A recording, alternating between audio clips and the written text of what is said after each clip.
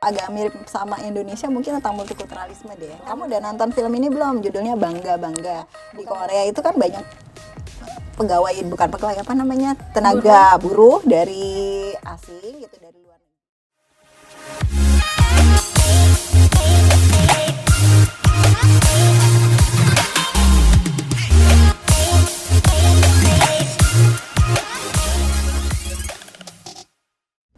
Halo Drakor Lovers, kembali lagi bersama kita di Drakorlogi bersama saya Edlin. Dan saya Eva.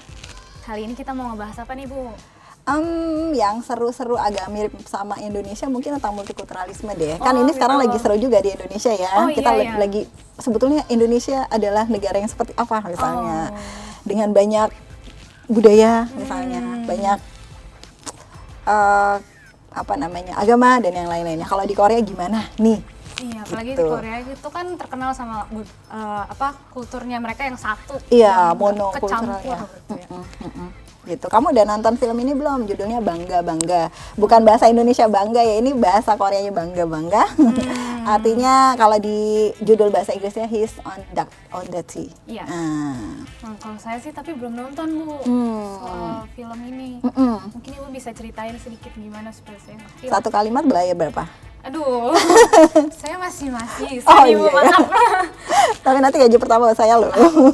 Oke, ini karena ngomongin pegawai, ini ceritanya sih memang cerita tentang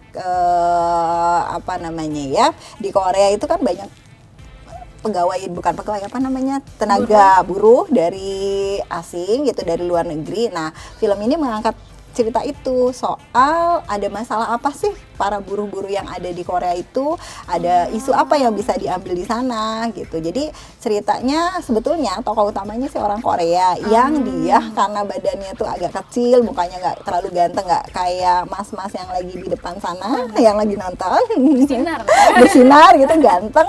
Ini enggak, karena dia begitu jadi dia dapat kerja tuh susah melulu gitu. Akhirnya dapat ide lah si temannya ini, udah kamu ngaku aja jadi orang asing pura-pura. Terus akhirnya ketika dia mengaku pura-pura orang asing, dia dapat kerja dan dia ketemulah dengan berbagai macam orang dari berbagai negara. Ada orang Indonesia, ada Vietnam, ada Bangladesh gitu, ada Pakistan, dan akhirnya di situ terjadi interaksi lintas budaya.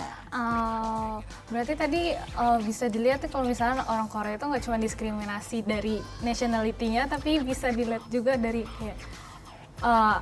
appearance-nya dia. Ya, kalau dari film itu sih memang digambarkan secara jelas ketika kalau dia lagi bekerja itu karena dia mukanya nggak terlalu ini, ya udah pokoknya gagal aja gitu, nggak dapat aja pekerjaan. Kalaupun kerja pokoknya nggak bener aja hasilnya gitu. Ya ampun. Tapi kalau dari Ibu sendiri kan Ibu udah sempet nih tinggal di Korea.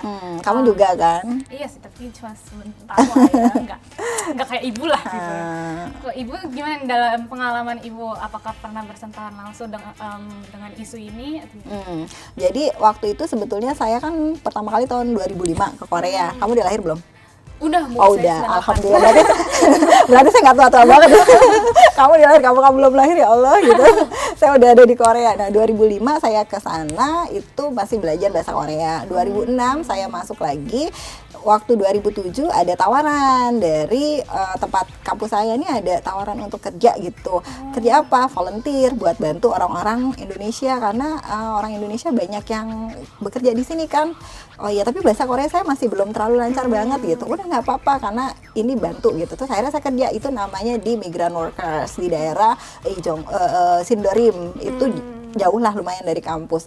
Nah dari situlah saya jadi tahu, oh ternyata para TKI kita di sana itu hidupnya lumayan, kalau yang beruntung dapat bos yang baik, alhamdulillah banyak yang dia bolak-balik. Tapi kalau yang pas lagi kurang beruntung, ya ada masalah, misalnya diambil paspornya dia. Jadi kan sebetulnya dalam kurun waktu berapa bulan, 3 bulan sampai 6 bulan, kalau nggak betah boleh pindah ke tempat yang lain. Kita ngajuin kayak ke shelter gitu. Nanti mereka akan kayak cari, oh ini ada lowongan ke sini, kamu mau nggak pindah ke situ, kerjanya ini gitu. Nah tapi kalau yang pas nakal diumpetin paspornya kan dia nggak bisa kemana-mana gitu. Padahal mereka punya pilihan buat pindah gitu ya. Secara undang-undang mereka punya hak untuk pindah kalau memang tidak betah. Tapi nggak boleh lebih dari 3 kali juga. Kalau 3 kali lebih berarti kan ada masalah sama dianya gitu. Ntar dia yang kena penalti berarti gitu ya. Kalau lebih dari itu dia kena penalti bisa dipulangin gitu. Nah ini cerita-cerita yang kayak gitu banyak di situ Edlin, yang karena bosnya pura-pura nggak bisa bahasa Korea atau orang Indonesia memang nggak bisa bahasa Korea, jadi ada miskomunikasi, ada biasanya sih kalau saya dengar dari para mereka, kami itu kerja di 3 bidang Bu. 3D katanya, 3D apa? Bukan D3 gitu. Bukan, apa? Jadi dirty, difficult, sama dangerous. Jadi kalau yang misalnya ke daerah, ke peternakan yang ngebersihin kotoran-kotoran ayam, sapi, babi gitulah, itu biasanya pegawai-pegawai asing gitu. Terus atau misalnya kan ada yang tugasnya buat ngecat-ngecat, itu kan ada ada partikel-partikel yang kurang yang bahaya, atau kayak misalnya bikin furniture nih kayak gini-gini. Orang Indonesia kan pintar ya sebetulnya. Nah, ketika diserut itu kan ada partikel-partikel, itu juga biasanya orang Indonesia atau orang asing yang ngerjain. Orang Indonesia sebetulnya secara skill diakui gitu. Tapi itu dia tadi tiga bidang ini sih yang biasanya diisi gitu. Dan meskipun skill mereka diakui, tapi perlakuan terhadap merekanya belum tentu baik gitu ya? Ya, sebetulnya kalau dibandingin sama negara lain, Korea itu sudah termasuk baik karena mereka punya undang-undang yang jelas kalau ada apa, mesti bagaimana. Terus ada shelter yang seperti saya bilang itu migrant center, yang kalau ada apa-apa, misalnya mentok nih sama bosnya, dia bisa datang ke situ untuk ngadu gitu. Dan itu kita menjadi penengah. Oke, kita panggil bosnya, ini laporan dari pegawainya begini gitu, dari buruhnya begini, dari kamu gimana, ya sudah kita cari jalan keluar. Kalau mentok ya sudah, mau tidak mau berarti kita coba cari tempat sementara, terus dicarikan pekerjaan yang baru gitu. Tapi kalau Ibu kan di sini sebagai volunteer Bu, meskipun sebagai volunteer kan Ibu tetap jatuhnya kayak foreigner. Iya. Sempat menemukan kesulitan nggak Bu dalam pekerjaan ini? Karena waktu itu kan saya juga mahasiswa ya, dan saya waktu itu juga karena pakai jilbab, dan tidak semua orang pakai jilbab pasti ada sedikit gesekan, misalnya buat sholat gitu susah. Zaman dulu ini kan juga sebetulnya kalau kita mau mengakui bahwa negara ini sudah berubah jadi, misalnya Korea menjadi negara multikultural, harusnya sudah bisa menerima yang di luar kebiasaannya orang Korea, termasuk misalnya tempat buat ibadah gitu. Dulu susah, tapi sekarang sih saya dengar sudah lebih baik. Kayak di kampus saya udah ada, di bandara juga sudah ada. Nah ini kan berarti memang Korea terus berubah menjadi negara yang lebih baik, yang sudah menerima kultur yang mungkin awalnya berbeda sama Korea gitu. Dan itu saya apresiasi sekali, Korea sudah mulai bisa menerima, termasuk pernikahan itu kan internasional juga kan semakin banyak ya, sudah banyak orang tua Korea yang udah mulai boleh ngebolehin gitu nerima. Kalau dulu kan banyak yang menolak juga gitu. Kamu sendiri gimana, menurut kamu waktu kamu di sana kamu mengalami sesuatu misalnya soal diskriminasi di jalan karena kita bukan orang Korea gitu, pernah nggak? Kalau waktu itu saya mungkin karena saya agak sedikit Chinese gitu ya, nggak ada masalah ya, nggak begitu bergesekan. Cuman begitu ditanya dari Indonesia, mereka langsung kayak image Indonesia itu pasti berjilbab gitu. Padahal kita kan sama aja ya, maksudnya di Indonesia ada 5 agama gitu ya, dan kita semuanya bisa berbaur gitu. Mungkin nanti dari Edlin yang seperti Edlin juga cerita, enggak, di Indonesia juga ada agama yang lain dan semua bisa hidup secara harmoni kayak saya sama kamu juga kan, kita nggak pernah ada masalah. Gitu. Kita asik-asik aja, aman gitu. nggak ada masalah kayak gitu. Dan saya berharap sih memang Korea, kenapa dia mengangkat isu ini ke dalam film ini juga satu concern sih sebetulnya dari orang Korea, bahwa ini ada masalah loh di dalam masuknya berbagai macam budaya ke Korea gitu loh. Kalau misalnya tidak ada sikap dari orang Korea di luar ini untuk menghadapinya, itu bisa ada gesekan gitu. Jadi di situ, di film itu diceritakan juga sih gimana bosnya itu nggak ngerti kalau misalnya orang Islam tuh nggak boleh makan babi misalnya. Terus atau bahwa orang asing ini kan juga punya hak dong dia buat dapat gaji, dia udah mau pulang gajinya masih ditahan misalnya, itu kan gimana. Terus ada juga orang Vietnam yang dianggap karena dia perempuan satu-satunya yang pegawai di situ, terus si bosnya ngerasa bahwa ini saya adalah bos, saya bisa segalanya kayak gitu-gitu.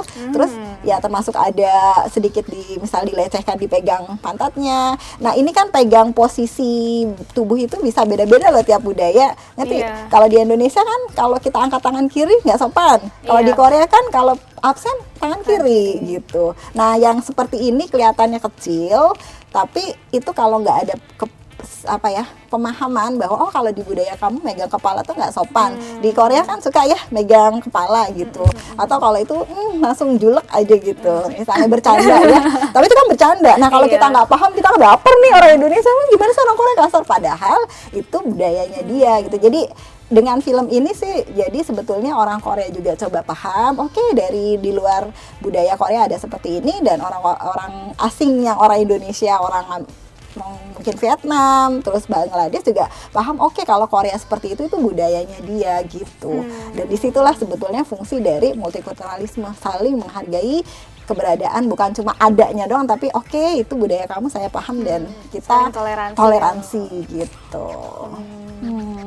Tapi masalah migrant workers ini dia mungkin karena nggak bersentuhan secara langsung dengan masyarakat lah, jadinya masyarakat tuh nggak memiliki pengetahuan yang sangat dalam mengenai masalah ini. Gitu. Kadang-kadang juga masalahnya, jadi ada dua sih kalau menurut saya, bisa dari Koreanya kayak bos-bos yang nakal, masih orang Korea nggak semuanya gitu ya, ada bos yang baik juga yang gitu, baik. ada banyak yang baik banyak gitu. Cuma kalau pas kebetulan ada yang masalah, ini kan harus cari jalan keluar. Yang kedua dari migrannya juga sih. Jadi saya berapa kali naik mobil gitu, bis di daerah yang banyak migran itu, mereka nggak menghargai budaya Korea yang mereka rapi, tertib. Jadi ada yang duduk naik ke atas, terus ngobrol, suara kenceng. Kan saya yang orang asing di situ juga jadi nggak enak gitu. Aduh, gimana sih, ini kan kita di negara lain, ya ikutin budaya Korea yang mereka tertib, yang bersih, yang nggak berisik kalau lagi di mobil gitu. Seenggaknya yang bisa diikutin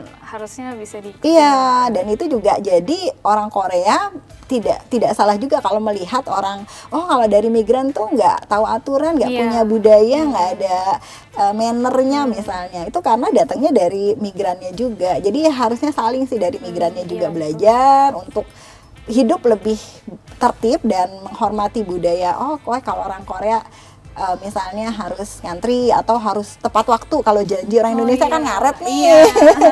Janji, kayak saya tadi ya telat gitu. Aduh Mbak Wina, sorry, saya harus tanda tangan dulu gitu. Nah, cuma kalau di Korea itu kayak gitu nggak bisa. Nggak bisa. Saya pernah dikunci sama profesor gara-gara saya ngeprint kayak tadi gitu ya. Terus printernya rusak, nyangkut, nggak bisa, bawa telat gitu. Didiemin dari pagi sampai sore, nggak dibukain pintu. Karena apa? Itu sebetulnya buat mendisiplinkan kita, dan saya akhirnya jadi lebih disiplin. Jadi bukan kita ngeliat orang Korea kejam, bukan. Justru itu mereka ngasih tahu ini budaya yang bagus dari Korea. Mereka ada pali-pali tepat waktu gitu. Tapi saya waktu di Korea meskipun sebentar nih, tapi saya juga merasakan gitu loh. Ya kan? Meski nggak begitu kayak ibu gitu loh, langsung kayak didiemin gitu ya. Enggak sih, cuma saya ngerasain aja sih, jadi beban untuk saya sendiri kalau misalkan mereka tuh punya janji kalau misalkan udah jam segini tank, mereka akan ada di sana tank. Iya, betul. Malah sebelumnya sayanya nggak enak sendiri gitu kan. Jadi selanjutnya saya langsung lebih cepat, 5 menit, 10 menit, 15 menit, dan lebih enak. Iya, jadi di situ justrunya kan kita jadi belajar ya. Kamu ke sana bisa belajar lewat pengalaman langsung kayak kamu, atau lewat film yang tadi kita bahas gitu. Korea belajar, kita juga belajar. Iya. Udah kayaknya. Oke. Kalau gitu diskusi kali ini kita sampai sini aja. Kalau ada pertanyaan atau ada komen-komen, kalian bisa tulis komen di bawah. Mainkan jempol kamu. Dan subscribe. Dah.